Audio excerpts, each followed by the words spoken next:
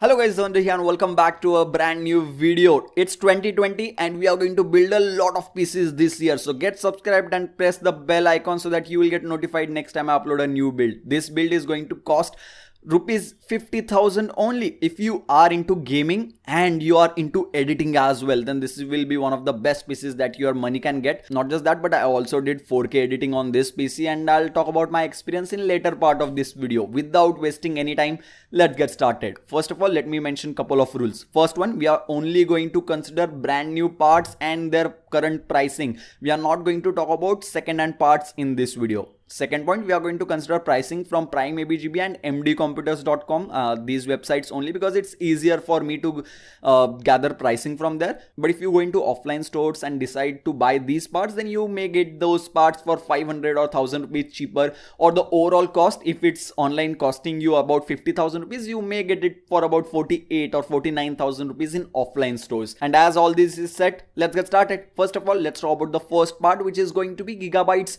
B40M DS3H motherboard.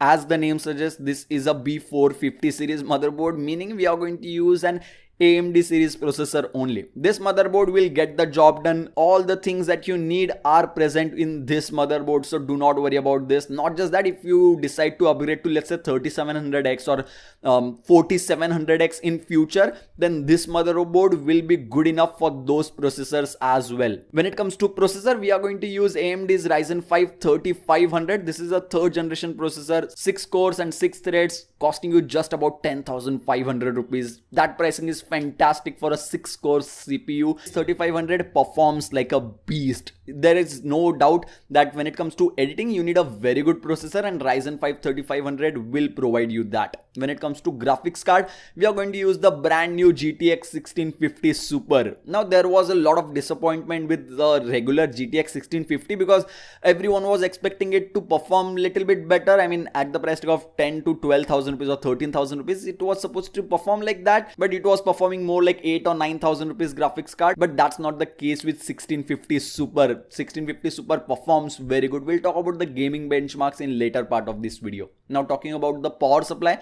we are going to use Corsair's VS450, which is a 450 watt power supply, and for this system which I'm building right now, it's more than enough. If you change any part, like let's assume instead of 1650 Super you end up getting 1660 Super, then even after that, this 450 watt power supply will be more than enough for this build. In this build, we are going to use 16 GB of RAM. And why 16 GB you may ask? Because as I have mentioned in the title, we are going to talk about 4K editing, and when we talk about serious 4K editing, you need 16 GB of RAM. 8 GB of RAM is not going to cut it, and in 2020 I would highly recommend you to get 16 GB of RAM if your budget allows you to. If your budget doesn't allow that, then at least get 8 GB of RAM and then buy the same stick, like the same 8 GB stick again, and upgrade to 16 GB as soon as possible. Getting 3000 megahertz RAM is must in 2020. Talking about SSDs, we are going to use Gigabyte's 240 GB SSD, and SSD is must. Why not 128 GB? Then that's because I have used 128 GB SSDs in the past as my primary drive, and I was able to use those for as long as 1 year or 2 years. But every couple of weeks I had to delete or move my downloads to somewhere else, or I had to remove files from the recycle bin every now and then, because 128 GB is very easy to fill in if you install a lot of applications in your PC. Not just that, 240 GB gives you enough space to install a small game in your SSD which you play a lot. Like if you play CSGO every single day, then you can install CSGO in 240 GB SSD and you should be good enough even after that. When it comes to backup or the secondary drive, we are going to use Western Digital's 1 TB internal hard drive. WD10 EZEX is the specific version that I'm going to mention, because this hard disk comes with 7200 RPM, and because there is exact same variant of Western Digital Blue, I guess it's EZRX or something like that, and that will give you 5200 RPM only. Do not buy that, buy the 7200 RPM variant. Now talking about the case, in the past I have used cheap cases myself, like the Circle CC830. It's no, I won't say it's cheap, but cheap in price as such, and in just 6 to 8 months the parts started corroding. The USB ports were not functioning properly. The screws were corroding immediately. So that's why if you are building a PC worth 50,000 rupees, I would highly recommend you to invest at least 5 to 6,000 rupees in a case so that you will not face any issues in the future. In this particular build, we are going to use AC300W R2 case, which is little bit on the costlier side. It can go up to 8 to 9,000 rupees, but I would recommend you the Gigabytes AC300W. This is a different case than we are using in this build, but it's a very similar case with very few differences here and there, and this case will cost you about 6,000 rupees, and that's it. This is the entire PC worth rupees 50,000 rupees. Now talking about the benchmarks, let's look at the gaming benchmarks. CSGO is, obviously it's a no-brainer. 200 plus FPS easily possible with this processor and 1650 Super graphics card.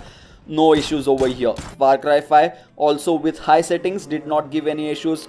Average FPS of about 76. GTA 5 also had no issues. 60 FPS gaming is like very easy on this PC. Basically, I should have mentioned this, but GTA 5 will easily give you 100 and 110 plus FPS all the time. Pubg PC, and this is not the emulator version or the Pubglite version, will give you 85 to 90 FPS constantly. Once again, the experience was very good, even though I was not able to get a lot of kills in the match. That's because I'm noob in Pubg PC.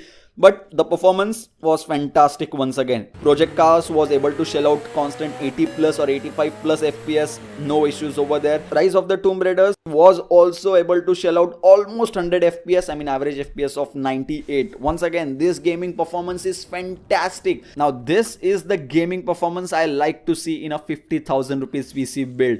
It's fantastic. You can get constant 70, 80 plus FPS in majority of the games very easily with this particular PC build. Now let's talk about the 4K editing part of this video. 3500 is a very powerful CPU. As I mentioned earlier, I use 3700X as my primary PC to edit videos, and shifting to 3500 for one or two videos was not a huge difference in my opinion. The only issue that I noticed is that as the graphics card is not very powerful, the timeline performance was not that great. I had to move to 1/8 on the screen resolution in order to get a very good, not a very good, but a stable experience when it comes to timeline. And 4K editing is definitely possible. Not just possible, it's a good experience if you use 1/4 or 1/8 in Adobe Premiere Pro. It rendered this 6-minute 20-second clip in just 11 minutes with the Ryzen 3500 and GTX 1650 Super. With GTX 1660 Super, we were able to save about 30 seconds,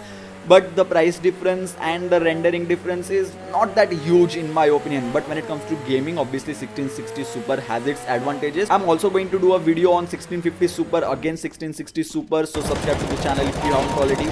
And overall 4K video editing experience with this particular build was 7.5 out of 10 in my opinion. Completely doable 4K video editing. 1080p is like piece of cake for this hardware, like obviously. And I guess that's pretty much it for this video. If you enjoyed it, give this video a huge thumbs up, show some support, and let me know your budget that you are interested in for the next PC build. Then I may consider that and build a new PC around that only. Subscribe to the channel if you haven't already, because many more awesome videos like this are going to come real soon on the channel. So yeah, thank you guys. Thank you for watching.